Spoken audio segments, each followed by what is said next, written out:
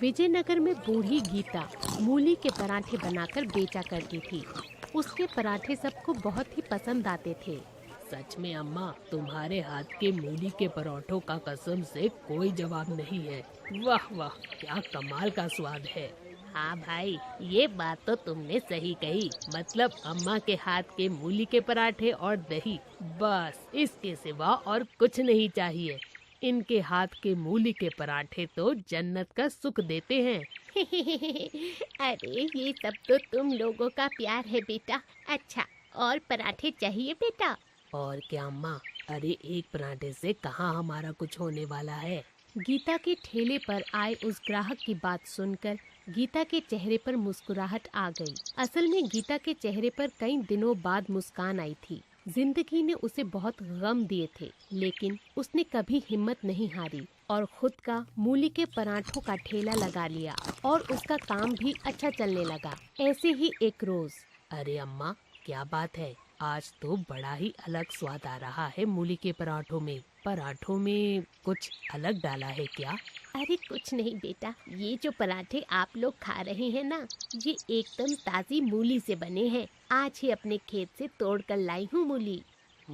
अच्छा, तो ये बात है। सच है, ताजी ताजी सब्जियों का स्वाद ही अलग होता है। आज तो क्या लाजवाब लग रहे हैं ये मूली के पराठे। पेट तो भर गया, लेकिन मन नहीं भरा। हाँ भैया, ये तो है। अच्छा अम्मा, हम चलते हैं। ये बताओ कितने पैसे हुए हमारे? आपके बेटा 6 पराठे हो गए। 20 के हिसाब से आपके 120 रुपए हो गए।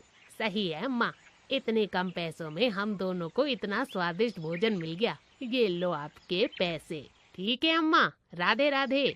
वो दोनों लड़के वहाँ से चले जाते हैं। गीता उन दोनों को जाते हुए देख रही थी। उन दोनों लड़कों को देखकर गीता को अपने मरे हुए दोनों बेटों की याद आ गई। भले ही आज बूढ़ी गीता एकदम अकेली थी, लेकिन एक समय था जब उसका भी भरा पूरा परिवार था। पति पहले ही जा चुका था। फिर एक रोज सड़क हादसे में बाइक सवार उसके दोनों जवान बेटों की मौत हो गई। तभी से गीता अपना पेट पालने के लिए मूली के पराठे बनाने लगी। उसके बेटे हमेशा उससे कहते थे, उनकी माँ से स्वादिष्ट मूली के पराठे कोई नहीं बना सकता। जब भी उसके बेटे की उम्र के लड़के उसके ठेले पर पराठे खाने आते और उसकी तारीफ करते, तो उसे ऐसा लगता जैसे उसके बेटे ही पराठे खाकर उसकी तारीफ कर रहे हों। ऐसे ही कुछ दिन बीत गए। फिर एक रोज, अम्मा, आज मूली के पराठे पैक ही कर दो। कल हमारा पेपर है, तो हम घर जाके ही खा लेंगे। गीता ने जल्दी से उनके लिए पराठे पैक कर दिए। तभी उसने देखा कि एक 5 साल की लड़की उसके ठेले के पास बेंच पर बैठी हुई है और लगातार उसके ठेले को निहार रही है। गीता ने उसे देखा, लेकिन और भी ग्राहक होने की वजह से वो अपने पराठे बनाने में लग गई। ऐसे ही उस छोटी लड़की को वहाँ बैठे काफी वक्त बीत गया। वो लड़की लगातार मूली के पराठे देख रही थी। सभी ग्राहकों के जाने के बाद गीता उसके पास गई। क्या हुआ बेटी, तुम इतनी देर से यहाँ क्यों बैठी हो? और तुम्हारे मम्मी पापा कहाँ हैं? अम्मा, मैं खो गई हूँ। है? खो गई हूँ मतलब? नाम क्या है तुम्हारा? और तुम्हारा घर कहाँ है? मेरा नाम सुरभि है और मैं अपने घर में रहती हूँ। अरे कोई मोहल्ला, कॉलोनी, बिल्डिंग कुछ तो होगी ना? वो तो मुझे नहीं पता। मैं तो स्कूल के बाहर मम्मी के आने का इंतजार कर रही थी कि तभी बहुत सारे लोग बाजा बजाते हुए जा रहे थे।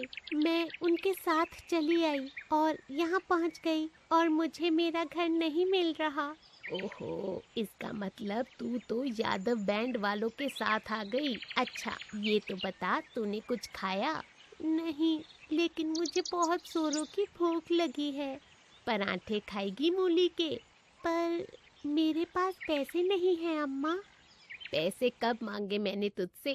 चल आजा, पराठे खा ले और मुझे अपना आई कार्ड बता। उसमें जरूर कोई ना कोई नंबर लिखा होगा।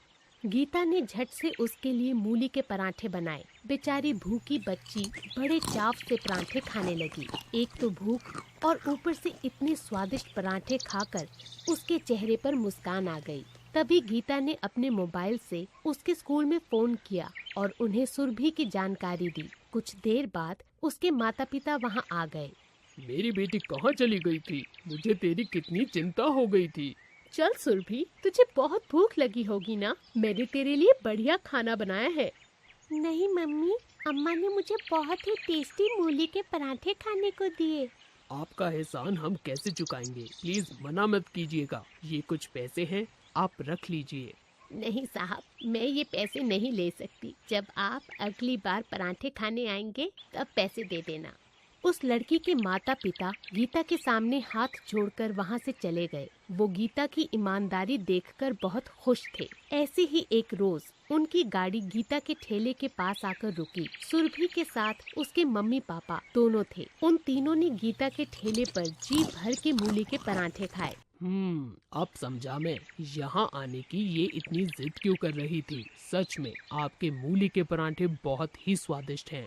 उस दिन के बाद से वो कई बार बार उसके ठेले पर आते और बड़े ही चाव से पराठे खाते। लेकिन एक दिन जब वो उसके ठेले पर आए तो वहाँ कोई ठेला नहीं था। फिर लोगों से उनका पता लेकर वो उसके घर पहुँचे। कोई है? अरे साहब जी, आप यहाँ? क्या बात है अम्मा, आज आपने ठेला नहीं लगाया? ठेला हो तो लगाऊं ना साहब जी।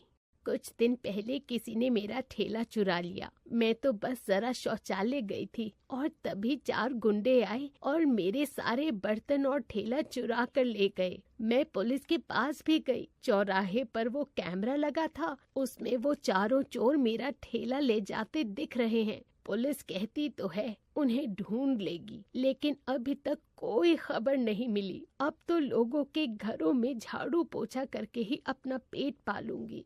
उसकी बातें सुनकर उन सबको बहुत दुख हुआ और वो बिना कुछ कहे वहाँ से चले गए। अम्मा के साथ बहुत बुरा हुआ ना पापा, क्या हम उनके लिए कुछ नहीं कर सकते? करेंगे बेटा, जरूर करेंगे। कुछ दिन बाद अमित अम्मा को अपनी गाड़ी में बिठाकर उसी जगह लेकर गए जहाँ वो पहले अपना मूली के पराठों का ठेला लगाती थी। उस जगह पर एक नया ठेला खड़ा था। ये देख उसकी आंखों में आंसू आ गए। अम्मा, अब तो आप बनाओगी ना मूली के पराठे? मुझे बहुत भूख लगी है। हाँ गुड़िया, जरूर बनाऊंगी। अब तो हर रोज अपनी गुड़िया के लिए बनाऊंगी उसके मनपसंद के मूली के पराठे। गोरखपुर में रहने वाली अंकिता 9 साल की एक मासूम लड़की थी। उसके सिर पर बचपन से ही बाल नहीं उगते थे, जिस कारण वो गंजी थी। आसपास के और स्कूल के बच्चे उसका मजाक उड़ाते थे। सभी उसे गंजी या टकली कहकर खूब चिढ़ाते थे। अरे वो देखो, गंजी टांट आ गई, ही गंजी टकली कहेंगी, ही। एक रोज ऐसे ही क्लास में सभी बच्चे, ये देख रश्मि, मेरी माँ कल कितना प्यारा हेयर बैंड और ये क्लिप्स मार्केट से मेरे लिए लाई है। ये वाली मेरे बालों में कितनी खूबसूरत लगेगी ना। रश्मि, वाओ, ये तो कितना सुंदर है। क्या तू मेरे लिए भी ऐसा पीस मंगवा देगी? निधि, हाँ हाँ, क्यों नहीं। रश्मि, अरे ये क्या हुआ, हेयर पिन्स नीचे गिर गई। अरे ओ गंजी, जरा इधर आ। हाँ, आती हूँ। चल अब जल्दी से ये हेयर पिन्स उठा कर दे। ये लो। Thank you. अच्छा, वैसे तुझे चाहिए तो तेरे लिए भी एक सेट मंगवा दूंगी। नहीं, मुझे नहीं चाहिए। ये तो कैसी बातें कर रही है निधि, भला ये गंजी अपने सिर पर हेयर पिन्स कैसे लगाएगी? अरे ये तो गंजी है, गंजी। अरे हाँ, मैं तो भूल ही गई थी, ये तो एक गंजी खोपड़ी है। कुछ देर बाद क्लास में टीचर आ जाती है। गुड मॉर्निंग स्टूडेंट्स, मैं आप सबको बताना चाहती हूँ कुछ दिनों बाद अपने स्कूल में एक बहुत बड़े लेवल का फैशन शो होने जा रहा है, इसलिए आप सब भी उसकी तैयारी शुरू कर लें। अरे wow, fashion show, I love it. फिर तो देखना, मैं ही सबसे सुंदर लगूंगी। दिस इज नॉट फेयर यार निधि, यू आर सो सेल्फिश। अरे हम भी तो सुंदर हैं, हम भी तो ये फैशन शो जीत सकते हैं। डोंट बी जेलस, मैं तो बस ये कहना चाहती हूँ कि मैं एक रिच फैमिली से बिलोंग करती हूँ, तो मेरे डैड तो मेरे लिए सबसे सुंदर और महंगी डिजाइन की हुई ड्रेस लेकर आएंगे, और तेरे मम्मा पापा तो जॉब करते हैं ना, वो बेचारे कहाँ तुम्हें महंगी ड्रेस सिलवाएंगे। और मेरे बाल देखो, मेरी मम्मी ना महंगे महंगे प्रोडक्ट्स यूज करती हैं मेरे बालों पर, इसलिए मेरे बाल भी कितने लंबे और खूबसूरत हैं। मैं तो अपने बालों में पार्लर में कोई भी अच्छा सा हेयर स्टाइल बनवा सकती हूँ, लेकिन तुम लोगों के बाल तो बहुत छोटे हैं और कुछ खास भी नहीं है, बिल्कुल उस गंजी अंकिता की तरह। निधि की बातों को सुनकर रश्मि को बहुत बुरा लगता है, लेकिन वो उसे उस समय कुछ नहीं कहती। उधर अंकिता रोते हुए घर जाती है। न जाने कैसे स्कूल में मेरी बेटी का एडमिशन करवा दिया। सब बच्चे इसका मजाक उड़ाते हैं, कब तक सहन करेगी। सुनीता, बड़ी मुश्किल से इसका स्कूल में नंबर आया है। कोई इसके गंजेपन के कारण इसको स्कूल में एडमिशन भी नहीं देता। और अंकिता बेटिया, हमें कभी भी किसी की बात को दिल से नहीं लगाना चाहिए। ऐसे ही हर किसी की बात को दिल पर लगाती रही तो जीवन काटना बड़ा मुश्किल हो जाएगा बेटी। और गणपति बप्पा तो है ही तुम्हारे साथ, तुम्हारी रक्षा करने के लिए। अंकिता गणपति जी की बहुत बड़ी भक्त थी। वो हर रोज स्कूल जाने से पहले उनकी पूजा करती और उन्हें लड्डुओं का भोग लगाती। उस शाम भी गणपति का नाम लेकर वो सो जाती है। अगले दिन वो स्कूल जाने लगती